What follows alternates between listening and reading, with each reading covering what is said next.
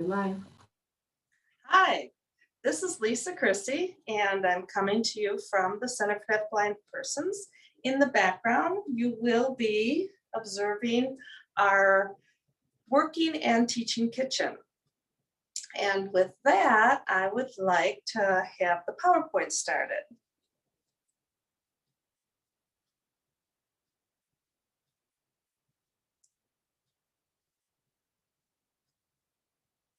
And as that's coming on, I can talk a little bit about some of the things I will be sharing with you today. And it is going to be on some of the kitchen gadgets you may already have in your kitchen. You may already know about some of these, but maybe one or two might be something that you find is kind of beneficial and helpful.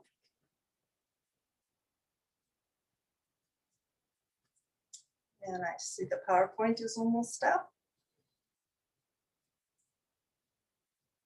All right. So as the PowerPoint says, we're going to be doing a little bit on kitchen gadgets, and I am Lisa Crissey. In the first slide, you're going to see an individual who is demonstrating the importance of having very clean fingernails and hands when you're cooking. Not everybody is going to wear gloves when they're cooking. So it's very important if you are cooking and you rely on tactile information that your fingernails and hands are very clean. In the next slide, you're going to see some different shots of cutting, whether it's cutting up carrots, cutting up fruit, or cutting your sandwich in half. And it's showing a little bit of knife skills. Many people think that if you have no vision, you should not be touching a knife. And these pictures clearly show that individuals with a vision loss can handle knives safely and effectively. And then in the next slide, you're going to see a couple of the cooking activities, whether it's going to be measuring, and we'll talk more about measuring, whether it's going to consist of, oh, I'm sorry. Whether it's going to be consisting of cracking eggs, preparing whatever you need for your recipe, or at the end, making sure you're stirring it, combining it, wisping it, all the different ways of making sure it's blended the proper way according to your recipe. All right. So with that, I'm going to start with one of the first things I have set out. And what you'll see is I have a cup set on the table here. And I want the focus to be on this black cup. And next to it, I have what is called a liquid measure indicator. It is a device that has a 9-volt battery. I'm not going to put the battery inside the cup. I'm going to put the prongs inside the cup. The reason I do that is those prongs, when they feel the liquid, they will, actually I think I'm going to do this one because you might be able to, for those that can hear. There are two devices. They look fairly similar. They both have the 9-volt battery. However, this device will make a loud, high-pitched sound when the liquid touches these prongs to indicate you are close enough to the top and you should stop pouring before you overflow, whereas this one will vibrate. So if you have any loss of hearing and you don't hear the high tones, just by holding onto the glass, you will feel that vibration and you'll have that indication right away. So I will put on the sound one, and hopefully that'll come across that you'll have the idea. I could use the water, the soda. I think I'm just going to use the water, but you might be offering companies something to drink with the soda.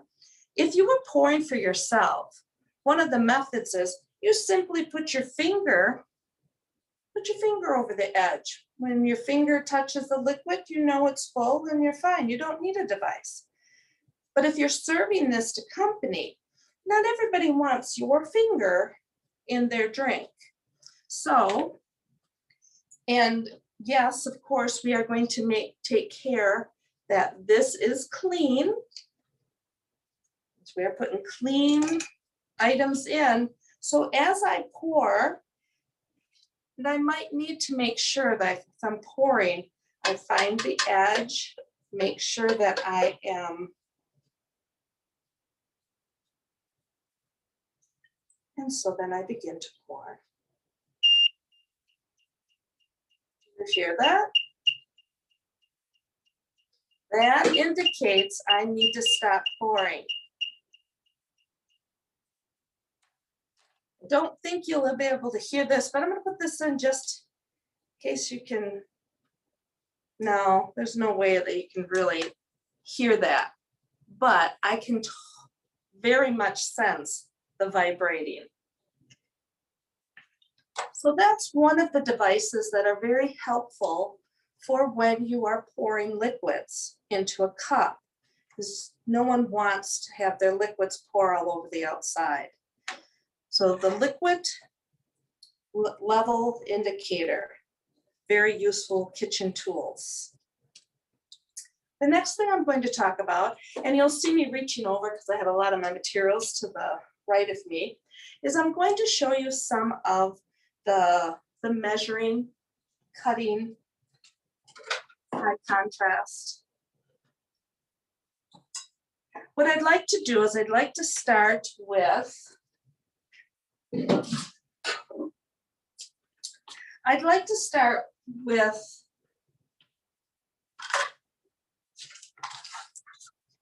demonstrating cutting board. Now on one side you see it is black, and then the other side it is white. Now depending on what you are cutting, you would want to choose a contrasting color. If I was cutting up onions, white onions, I might choose the black side so I can see the onions in contrast to the black surface. And this is mainly low vision. If I was completely blind, it really wouldn't matter. I would then be totally focusing on my sense of touch, where things are on the board. If I was cutting up green peppers, of course, I might want to pick this side, the white side is what I'm pointing to. I have a little gripper that you can find at the dollar store. And what I like to do is when I am working with something, I'll lay that down first and place my cutting board on top. This way, it is not sliding. Without it, you can see how much easier it is to slide it around the table. And I might not want my cutting board to move. So with laying down this gripping material, I have a more firm surface for when I'm cutting. I do, however, and this will be pointed out, this will definitely be pointed out in the video. And if I have a knife, anytime it is not in use, I will place the knife the top of my cutting board with the cutting blade facing in, if not touching my cutting board itself. That way, anytime I'm searching for my knife, I'm not searching for my knife. I know where it is, and I know that if I go reach and come back, even if I come to the blade part, I will not be touching the sharp surface because that's being protected. It's away from where I would be coming from. So I would be able to reach and touch my knife and find it, and it would be in a safe place. I have many different measuring cups. Now, for someone with low vision and they see the brightly colored measuring cups here, might be where, even though the 1/4 is printed large, you might not be able to quite read that, but you can see the red. So you know that the red is your 1/4 cup, as opposed to as soon as you see the blue. And if you notice, this has even been rubbed off from holding. So knowing that it is the 1 cup measure, it helps. With no vision at all, you might always just keep your measuring cups. If you kept them on a ring at all times, the nice thing about that is you always know 1/4 cup, 1/3 cup, 1/2 cup, 1. So you would pretty much have to always be counting. Okay, this is the smallest. I need the 1/2 cup. And you know it's the 2nd largest. So that is another way. The 3rd way of marking what we used for these cups is, if you notice, we have raised bump dots on. And if you can't see it, it's okay. It's meant to be tactile. For the person who's using these cups, they need to feel 1 cup, 1 dot. That's just how we decided to mark it. A 1/2 cup, 2 dots. A 1/3 cup has 3 bump raised dots, and the 1/4 cup has the 4. So for someone tactily looking for the measuring cup, if it wasn't in the ring and all together and they weren't sure, is that the smallest or is that the 2nd smallest, they have the 4 dots. And like, oh, this is the 1/4. I only brought these out to show low vision, or even with good vision, it is very difficult to read that this is a 1/4 cup. It is raised, it's the same color, there's no contrast. So that would be very difficult for someone who's not avid in the kitchen and kind of can just look at a thing and say, oh, that's a 1/4 cup. The only reason these are very beneficial is because of the contrast. Here I have, and I'm going to just take this off of here. I have a 1 cup in white and a 1 cup in black. Now I can set them down and I want to measure out some salt. If I'm measuring salt, salt is white. And as I pour the salt into the white cup, it's very hard to see just how much salt is in there. There's no color contrast. But if I were pouring it into the black, much easier to see the difference with the white and the black, that high contrast. So another little trick when you're cooking or baking is using contrasting colors with whatever you're pouring into them. Now, hopefully I can reuse the salt or throw it over the shoulder for good luck.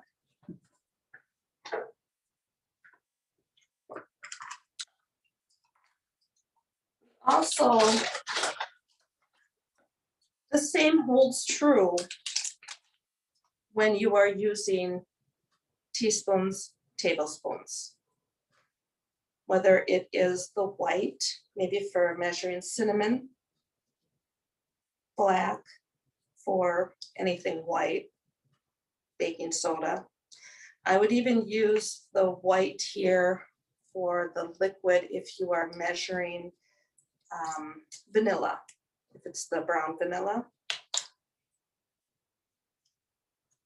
These are white on the outside, but they do have the contrasting color on the inside. So when you are looking to get measuring cups, measuring spoons, take in consideration what works best for you, focusing on that high contrast or focusing on how well you can visualize the sizes. And here again, we do have the dots, the raised dots to indicate the teaspoons. So if a quarter teaspoon has 4, half teaspoon has 2. Now this is a little bit, when you have the 1 teaspoon, there's 1 small dot. The large teaspoon has 1 large dot. Now, when these are being marked, you're able to mark them however works best for you. These were added on, these high marks. So if that would be confusing, a large dot as opposed to a small dot, and I mean, if you were touching both of them at the same time, I think it would be pretty, because I'm dropping them, you could then tell which one is larger. But if you want on the tablespoon, draw a line. Pick a different shape, something. Being able to mark your measuring spoons is what works best for you. With measuring, there's also timers. And I'm just going to move this knife because I don't need it right now.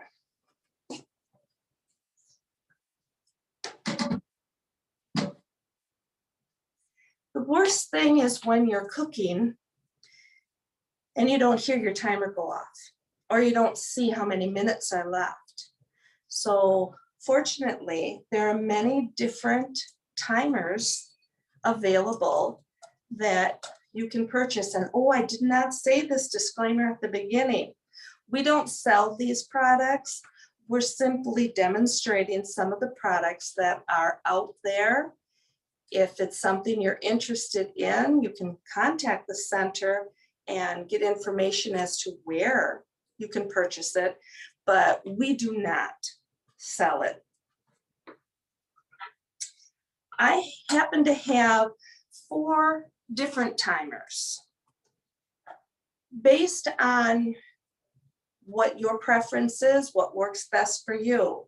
We had an individual, even though this one has the nice large letters and easy to set, we even added a little orange here so you can see where the start is as opposed to this side. And you can, it's tactily thinner. You can feel tactily where that is, and you would be able to set it.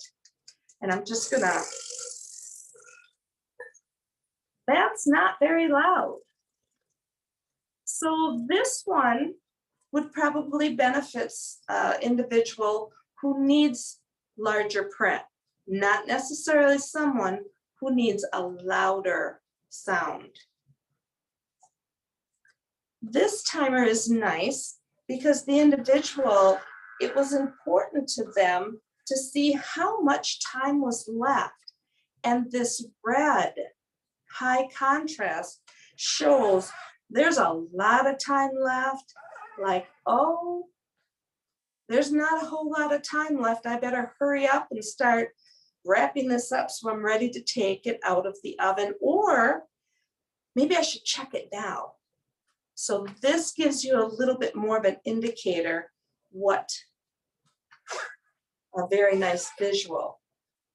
We do have a bump dot here so you can feel where it is if it's just tactile, but for this timer, you would need some vision.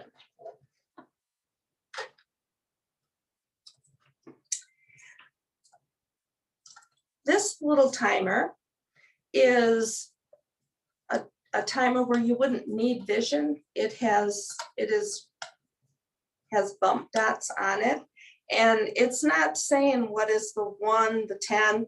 A lot of it is by memory. The 0 has the 2, almost like if you do read Braille, it would be the B because it's 1, 2 on top of each other. Whereas every 5 minutes is just 1 dot. Or I'm sorry, every 2.5 minutes is 1 dot. Every 5 minutes is the 2 dots. So you would have to feel, all right, that's 1 dot half minute, or 2.5, that's 5, that's 10, that's 15, that's what I want. I want 15 minutes. I have the dot here, so I know to turn the dial to the 15, that lines up, I'm all set.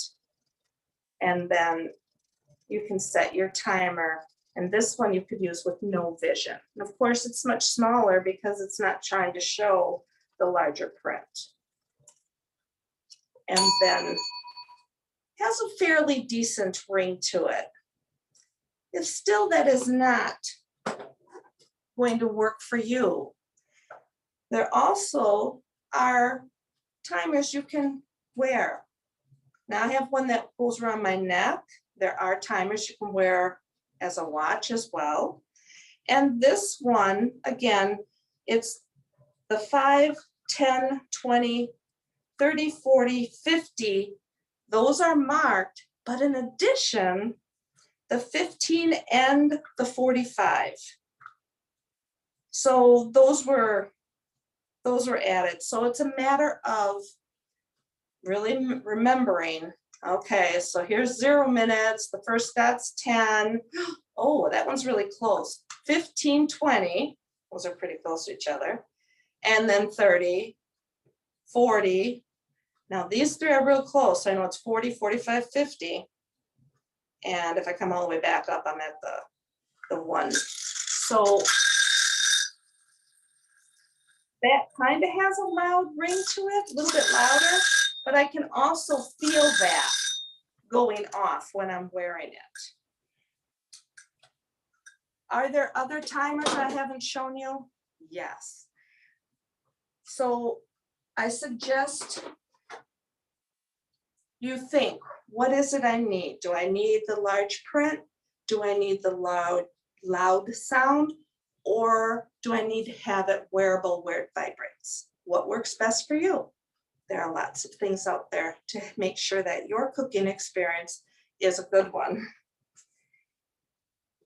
Safety in the kitchen. And I'm going to set up my stove because I don't want my back to you. There's my burners. I have one that's off and I have one that's on. And all it is I took and I printed off pictures of stovetop burners. One is in gray to indicate it's off, and the other has red highlights to indicate that it is on. And the reason I did that is simply so that I have a reference point for where I might be showing you how I'm going to find where those things are. So now I brought out a kettle, and my burner's not on yet. So, gotta do that. My burner's not on. So if I touch it with my hand, first I'm gonna go above, and I know it's not on. And I can place my pot on that burner. I turn it on. Do I know it's on? I hope it's on. I think my stove is working and it's not broke.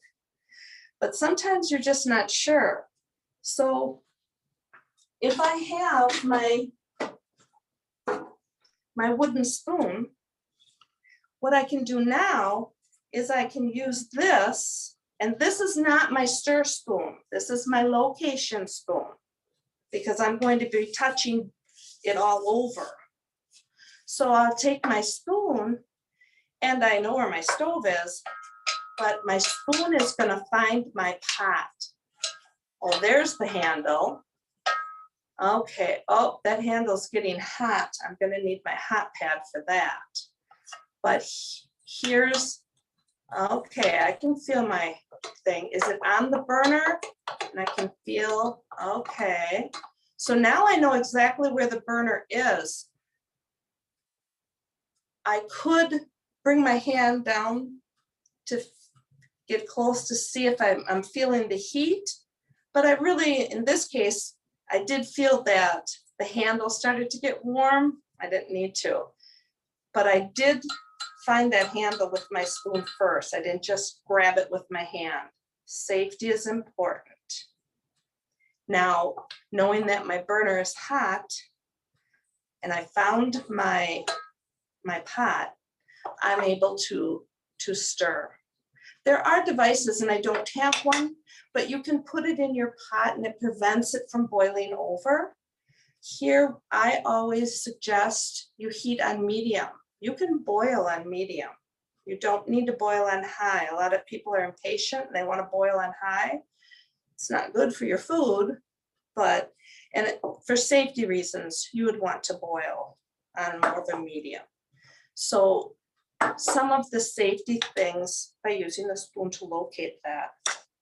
I do have the little circle, because sometimes when you want to fry an egg, the nice thing about having that is when you're using your spoon to find where the egg is, you could be breaking the egg all in pieces. Now you just broke your yolk. This way you can find your pan, slide it in, and you can find where the metal piece is. Once you find it, now here I think I just located the handle. I can hold the handle and I can see where my egg is. Let's say I was making, I'm sorry, I have to step back here. I'm making a grilled cheese sandwich or even a hamburger. And how many times have you seen people, they'll go and they'll flip their hamburger and it ends up falling outside the pan because it's a slippery little thing and it's gone. A double spatula is very nice because we'll use my rag as an example. If I was going to flip my hamburger or grilled cheese sandwich, I slide one part under and the other part stays on top. So now I'm holding it between the two. It's very secure, so when I turn it over, it doesn't fall. I simply place it back in the pan, let the two sides open back up, I release my grip, and I have now turned my grilled cheese over. So that is a nice, the double spatula is very helpful not to drop things. Even if I was transferring it from the pan to the plate, I have my double spatula. And then of course I did bring this out, which is a must for anybody with vision, without vision. If you have toast in the toaster, do not use a fork or anything metal. There are many nice wooden tongs that you can get the toast safely out. And just like the spoon, you can kind of use it to locate where the toaster is, where your bread is as well. While I have this plate in my hand, if I were to carry this plate from, say, the stove to the table, and so I have the plate in one hand, I have my sandwich, maybe I added some lettuce or vegetables or something else to my plate, and I have my cane, and I'm walking back, or I'm using anything to reference where I am to get back to the table. I'm focusing on my walking and everything fell off the plate. So one nice thing to try is have 2 plates. And they put one on top. So if you need to have a hand free, that's fine. Your food is enclosed and it's safer, and you're not going to end up with a little row of grapes or blueberries behind you. So little things to help out in the kitchen. And even if you have small children, that kind of helps them from dumping stuff as well. All right, so 1 second, I'm going to try to clear my work area.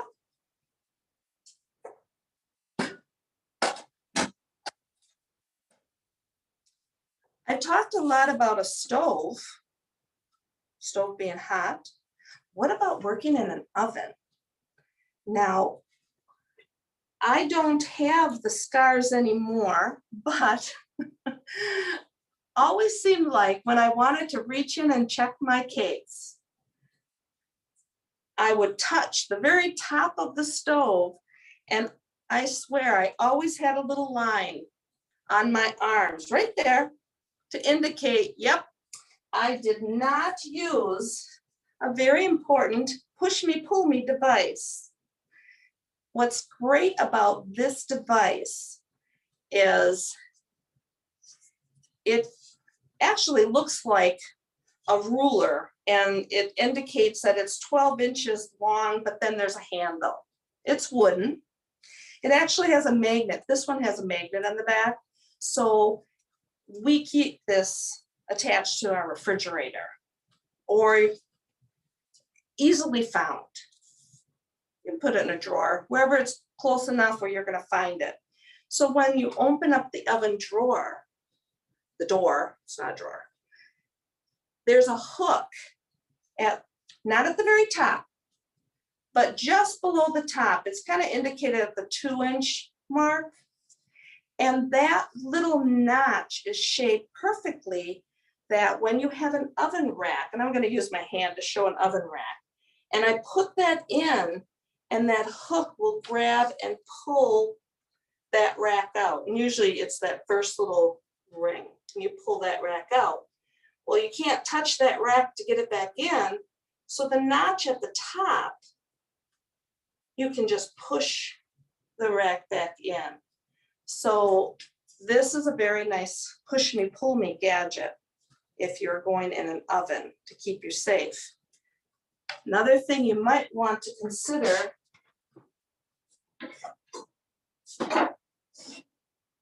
is using the oven gloves that are long. So these long ones are protecting me almost up to my elbows. The problem is when you use these, it's a little more difficult to grip things because now I don't have the dexterity.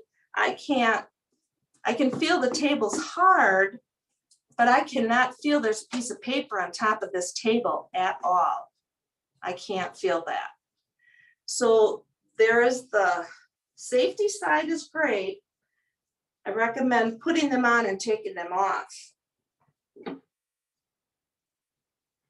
you want a little more dexterity when you're cooking, I suggest the OV gloves because they give you a little bit more dexterity because they're gloves. Your fingers are able to move. Even if I were to be using my pan on the hot stove, I would be able to safely pick up my pan without having to worry about making sure, oh, where is my hot pad? See, I didn't put it back in the right spot. And now I'm searching for a hot pad. It's very important placement of things. So we have to keep that in mind when we are cooking. I don't know if you remember seeing me take this tray away. I originally had the tray on.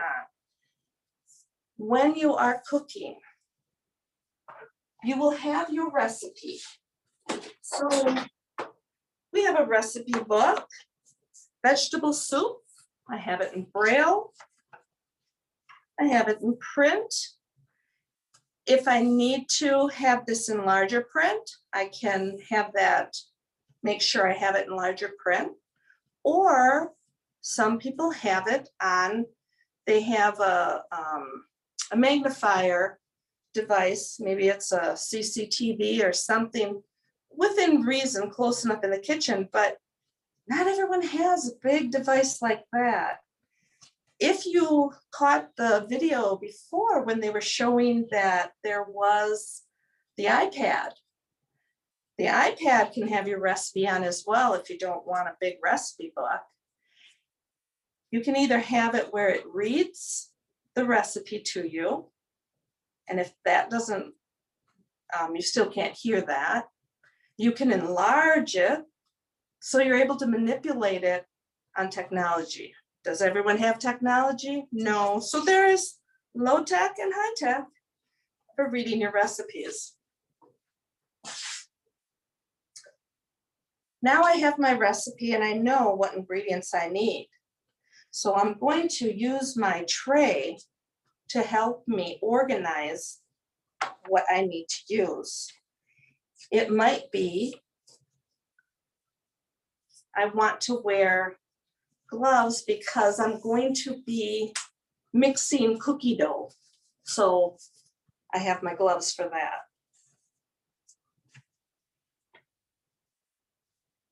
I put my salt on my tray. I know where it is when my recipe calls for salt. My salt says it needs, let's say I need a half a teaspoon of salt. So I need to find my half a teaspoon. And with that, I may take my half a teaspoon and make sure that that is what is sitting with my salt. Or I'll just have all the spoons on the tray. So this tray is going to help me. Now, if I need the cutting board, I might then move my tray off to the side. I have my cutting board, I can cut things up.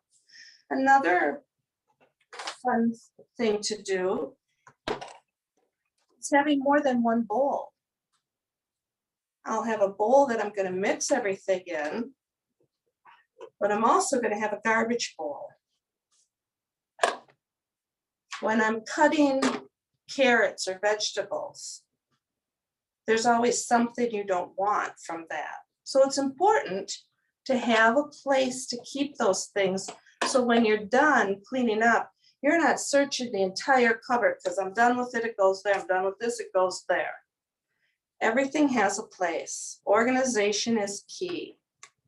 Having more than one bowl, because maybe I want your dry ingredients, your wet ingredients.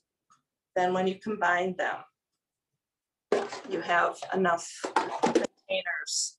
Yes, it's more dishes, but sometimes that's worth it.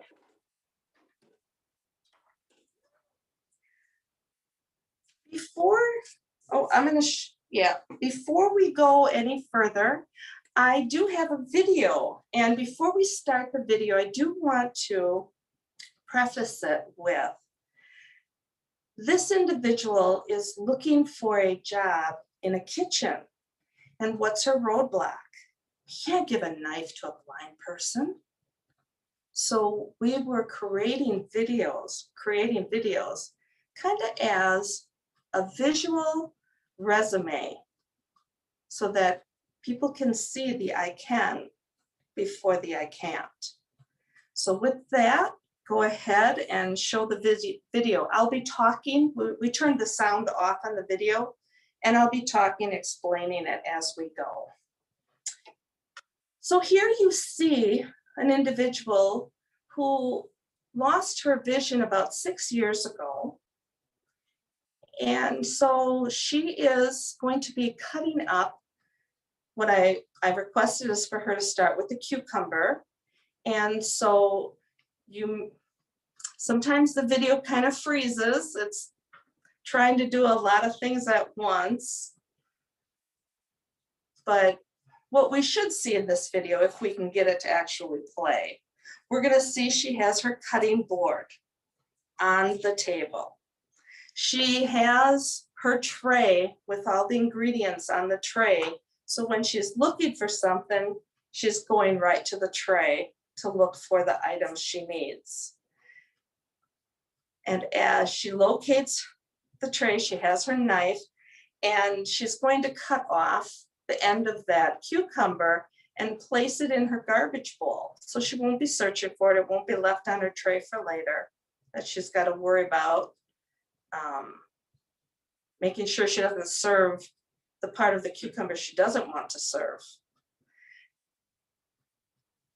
So after she slices this in half, I apologize, the video, I mean, it's trying its best to keep going. You will see that she'd sliced a piece off of the cucumber and had put her knife on the cutting board and was reminded, where's the safe spot? And then now it is back on the end where it's safe. Now, is she successful the exactly first time she tries to peel that cucumber? No, but with diligence, she maneuvers the peeler in her hand so it is at the right angle that she needs. And then you'll see how wonderful those peelings are. You are going from a very dark green cucumber to a bright white. It's the contrast is very easy to see that that cucumber is being peeled. This is with no light perception. So the nice thing about this video is just showing, helping people understand the Kens, the abilities, and that, and she will let her run the video so that you have an opportunity just to really see that sometimes speed in the kitchen is not what's important.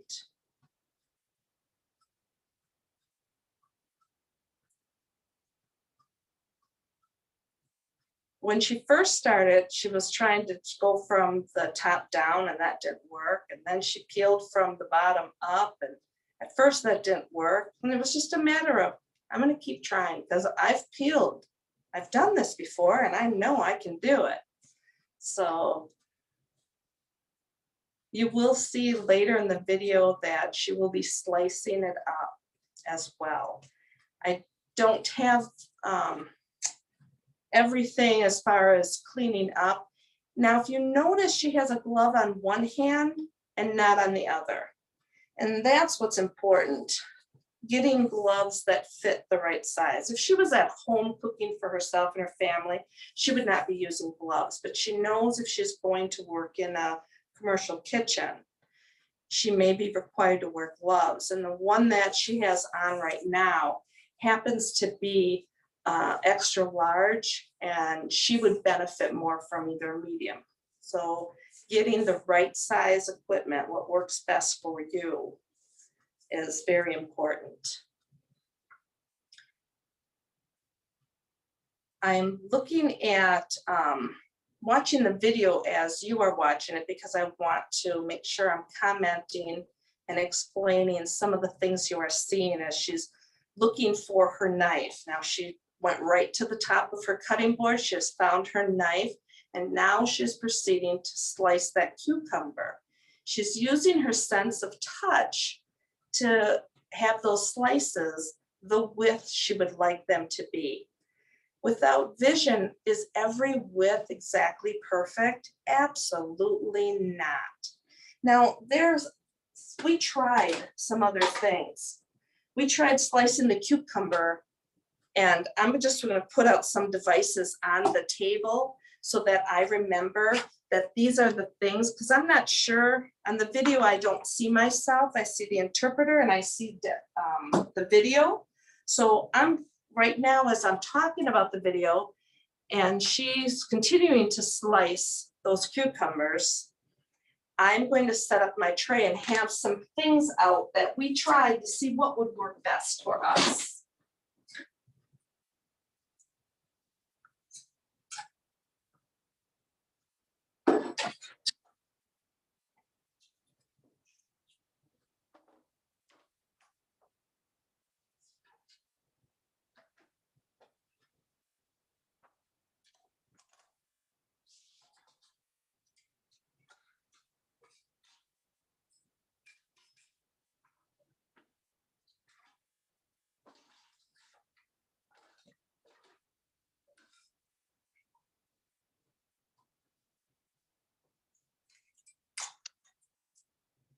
right.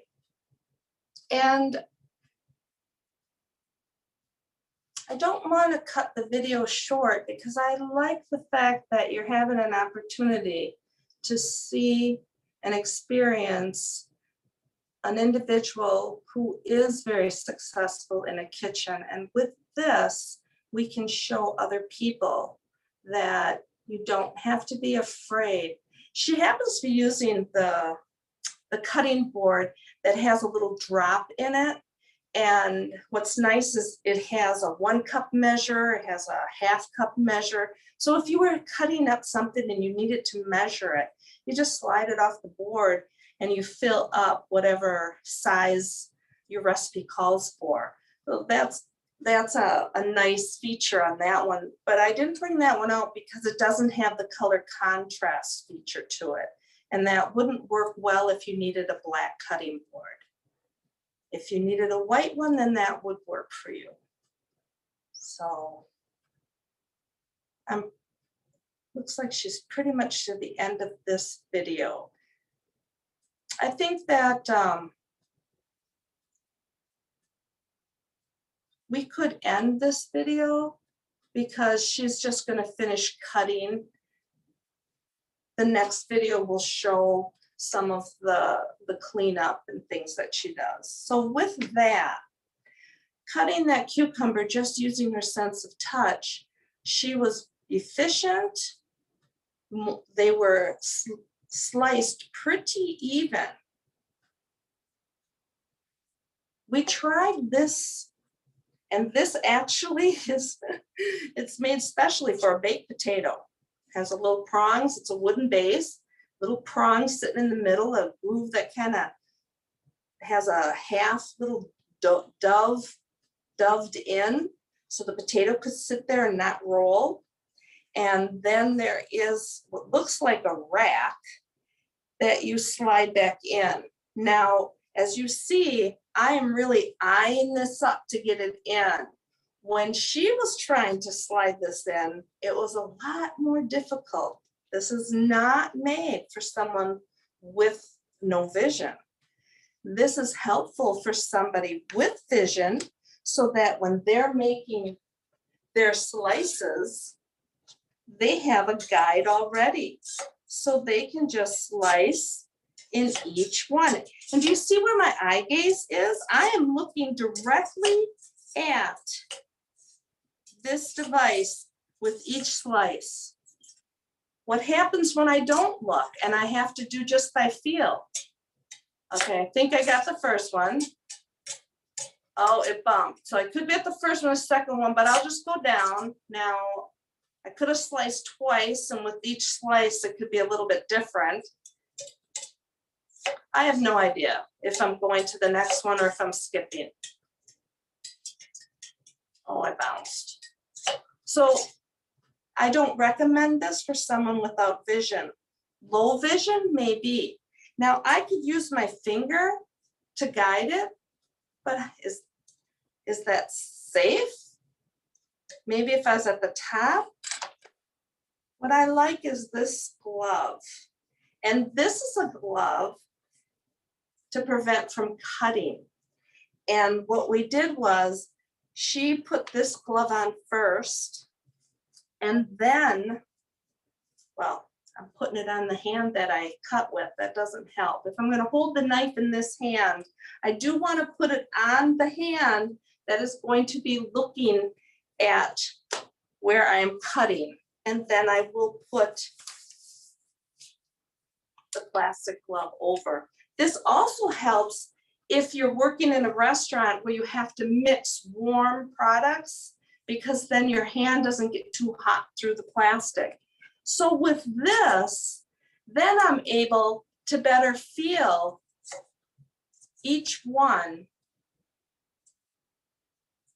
as I'm going in, because I can make sure I control it with touch. And I know with the glove underneath the plastic glove, even there, I skipped one.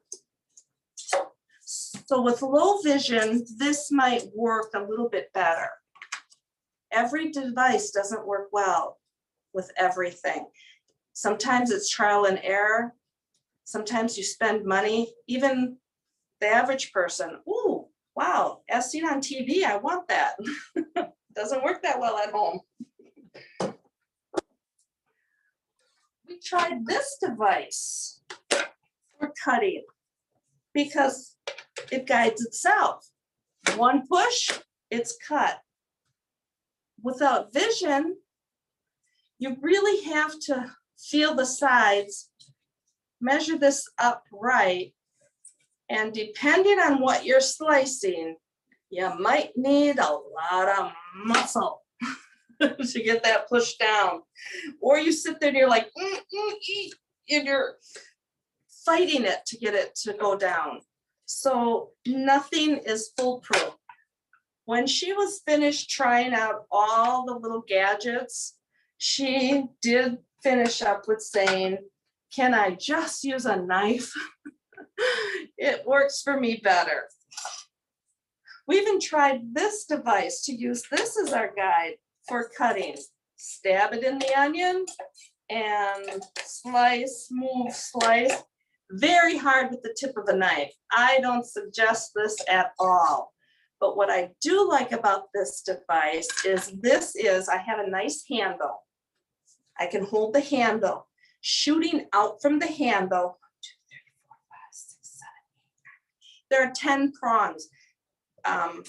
Pointy at the end, kind of spiky. So if I'm gonna push it into something, it's gonna cut through. The little spikes are a little bit thicker than a toothpick, and they're roughly, I'd say well, I have a ruler here. Let's see, how long are they? About 3 inches.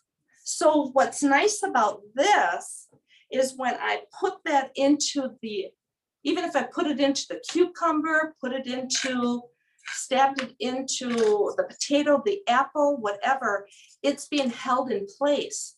So when I slice, I'm not worried about slicing my fingers. It's saving my fingers from getting too close to what I'm slicing. So for that, that's nice. But there are knife guards. For someone who is using the knife, this is a rubber one, and it actually is flexible, it bends. On the back side are little finger holders so that I can put my fingers in and hold it in place. And then on one side, it's rippled, so you can feel it's not smooth, whereas on the top it's smooth. That way I know if I put that towards the food, it has a better grip to it and it's not going to just slide. So with that, I would place that on my food item, and I probably, let's make this our food. So instead of my fingers being right close, I can take my knife, slide it down my finger guard, and then I can cut because I'm not touching my fingers. If you see any professional that is using cutting, when they put their fingers down, their fingers naturally will grab something, and the tips of our fingers fan upward towards the area we're going to cut. But as a professional, you are taught to bend at the first knuckle and put almost like your nails in, so that if you are sliding off your fingers, you're not going to cut the tips of your fingers off. Plastic guards and metal guards. So there are different finger guards out there. This metal one only has one holder. Not sure what finger I'm supposed to put it on. It's got concave on one side, bows out on the other.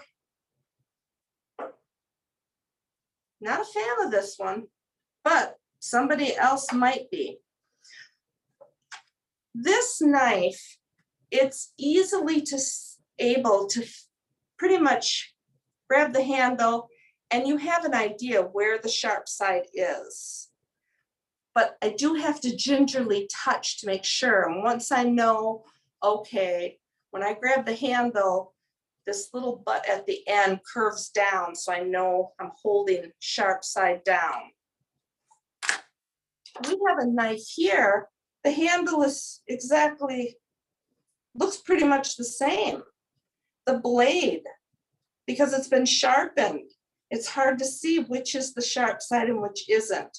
So if you can see on the camera, it's a black handle and there are 3 white bump dots that have, well, not bump dots, it's the raised dots that have been added to this knife, so that when you're cutting and you want to make sure, when you grab the knife, you put your pointer, do you feel the 3 dots?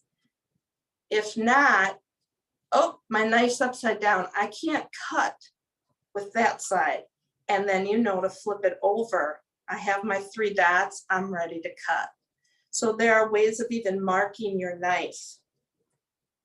Sometimes you'll find that cutting with a knife, you don't like it, and there are rocker cutters.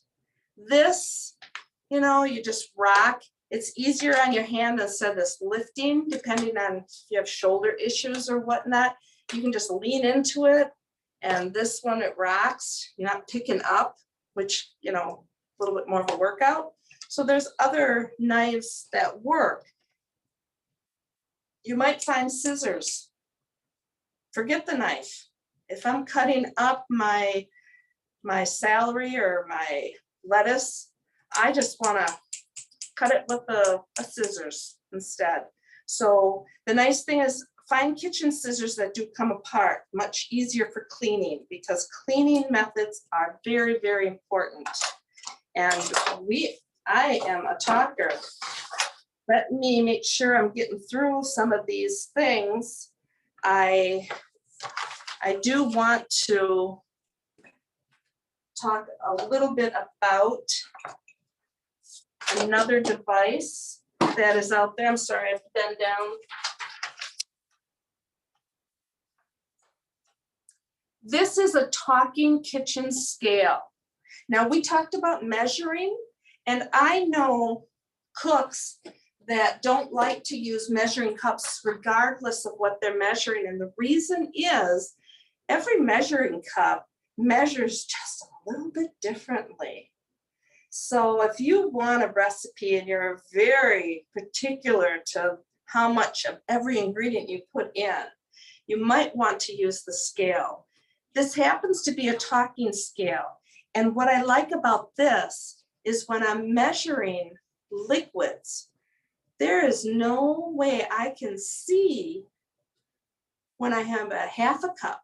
I can always, you know, if I have a liquid measure, I can fill it to the top, but I can't fill it to the little lines and the indicators. I don't want to use a solid measuring cup because solids measure different than liquids. So the nice thing about a talking scale is I can turn it on. Oh, it says hello. Oops. Let me turn it off. Goodbye. All right. Hello. It says hello. And now it'll say it's ready. It's ready. It's ready. Now, if I was just going to measure something, a solid, like a banana, I'll put it on there. But if I want a liquid, I got to put on the bowl. And 5.6 ounces. That's 5.6 ounces. I hit the button all the way to my left. 0.0 ounce. Zeros it out. So now whatever I pour in, it's going to tell me how much is there. And then I have my liquid liquid bowl, or so I can pour the liquid in. So having some things that talk work great. Having other devices, you might need those. Oh my. And There are many other things that I could show you. Oh, I'm glad that in another episode you will hear more about labels, because I had a little short section on that, but you will get that later. If you have any questions, don't hesitate to call. I know we don't have a lot of time, but if someone has a question, I'll stay on for about 2 more minutes.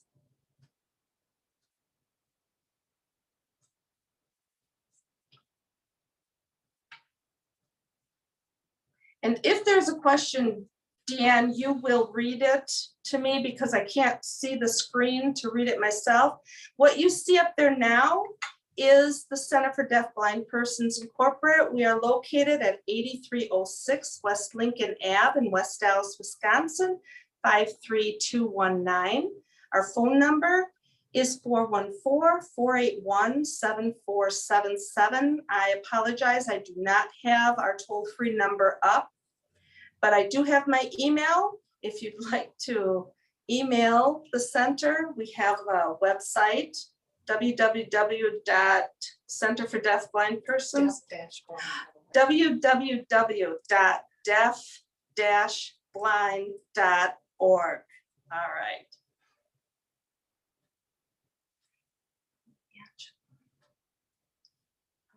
Just a comment. Thank you so much. This was great. You're welcome. All right. Well, I think that's a good note to end on. Thank you.